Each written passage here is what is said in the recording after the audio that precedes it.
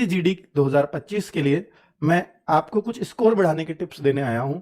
आप अगर mock test दे रहे हैं, पहली बात तो मॉक टेस्ट दे रहे हैं या नहीं दे रहे हैं, ये अपने आप से सवाल कीजिए। अगर नहीं दे रहे हैं तो आप सिलेक्शन वाली श्रेणी में अभी नहीं है, यानी आप अपने आप को कहीं ना कहीं पीछे खींच रहे हो।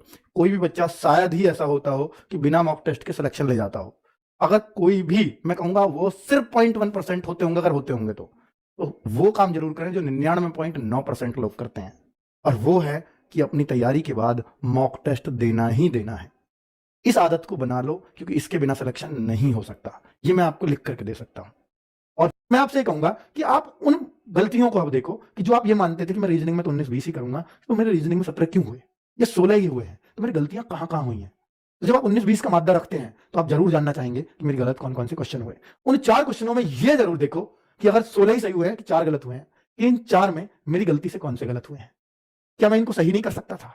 तो अब अगर सही कर सकता था, ये गलत क्यों हुए? तो मैं यहां पर क्या सोच गया था जो मुझे आगे नहीं सोचना है। और ये गलती जो हुई है, इसको दोबारा रिपीट नहीं करूंगा नेक्स्ट मॉक में कभी भी। मैथ में जो मुझसे आता था, ऐसा मेरा कौन सा गलत हुआ, उसको जरूर चेक करिए और कोशिश करिए भाई ये गलत क्यों हुआ, मैंने उस समय क्या सोच लिया। ये अगर सेम डे एनालिसिस कर रहे हो तो आपको याद आएगा कि हाँ मैं ऐसा सोच गया था, मुझे याद आ गई ये बात।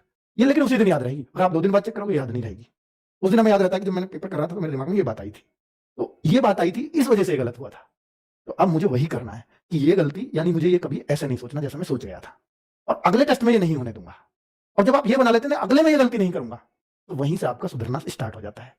आता हुआ प्रश्न अगले टेस्ट में गलत नहीं होने देना। इस बार 5 आते हुए गलत हुए, चेक करना खुद को। ऐसा मिलेगा आपको कि 7 गलत हो गए आते हुए, 8 गलत हो गए, इस बार 5 हो गए, अगली बार 6 ना हो जाए, 4 जरूर ले आऊंगा। आते हुए तब भी गलत होंगे, पर मैं कहूंगा 5 से 4 करने हैं मुझे, 4 से फिर 3 करने हैं।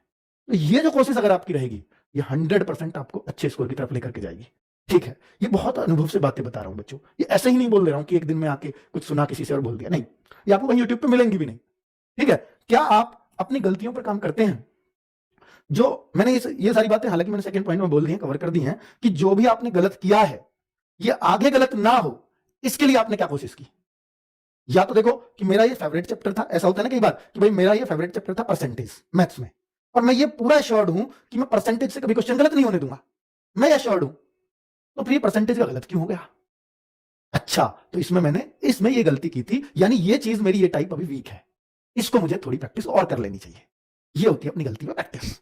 अब मैं देखता हूं कि मेरा प्रॉफिट लॉस में या मैं रेशियो प्रोपोर्शन में सिक्के वाला प्रश्न गलत हो रहा है मेरा, पिछले में भी गलत था, इस बार भी गलत था। भाई 10 तो प्रश्न ही है सिक्के वाले, 2 तो टाइप ही है पूरी, और बार बार प्रश्न गलत हो रहा है, क्यों ना मैं उसको सीख लूं। इतने अच्छे संसाधन है यूट्यूब पर, जरूरी थोड़ी आरडब्ल्यू से आप सिक्के डालो, सिक्के वाले प्रश्न, बहुत अच्छी अच्छी वीडियोस आ जाएंगी, हो सकता है वो डाउट आपका उसी दिन दूर हो जाए और अगली बार कभी गलत ना हो, और उसकी वजह से मेरे 2 नंबर बढ़ गए मैथ्स में। तो ये इससे अच्छा क्या है?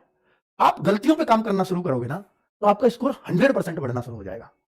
आप देखते हो जीएस में कि मेरा बार बार कि इस पोर्शन से गलत होता है, तो मैं क्यों ना उस पोर्शन पे मेहनत कर लूं थोड़ी सी। ये मॉक टेस्ट बताएंगे आपको। ठीक है, इन पे काम करना शुरू करिए बच्चों।